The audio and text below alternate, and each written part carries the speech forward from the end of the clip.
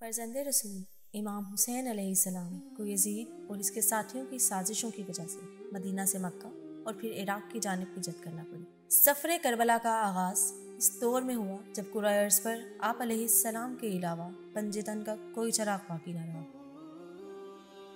सन 60 हिजरी में जब यजीद ने हुकूमत संभाली और इसने जोर दिया कि इमाम हुसैन अलैहिस्सलाम से इसकी बैत करवाई जाए, तो इमाम हुसैन अलैहिस्सलाम के इनकार पर यजीद की तरफ से यह हुक्म सादिर किया गया कि अगर नवासे रसूल मेरी बैत से इनकार करें तो इनका सर तन से जुदा कर दिया जाए। इमाम हुसैन अलैहिस्सलाम को बैत के लिए दारुल अम्मारा बुलाया गया। इमाम हुसैन अलैहिस्सलाम बनी हाशिम के जवानों के साथ वहाँ गए। वहाँ जाकर वलीद और मरवान के सामने यजीद की बैत से इनकार किया। इमाम हुसैन अलैहिस्सलाम के इनकार पर वलीद ने मरवान से कहा कि इनका सर यहीं कलम कर दिया जाए, लेकिन बनी हाशिम के जवानों ने इनके इस इक़दाम को नाकाम बना दिया।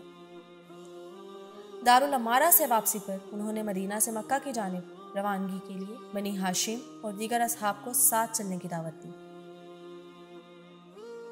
आप अलैहिस्सलाम ने फरमाया, आप में से जो शख्स मेरे साथ कारवान में शामिल हो गया शहादत की सादत को पालेगा, और जो भी इससे इनकार करेगा इसे पता नसीब नहीं होगी।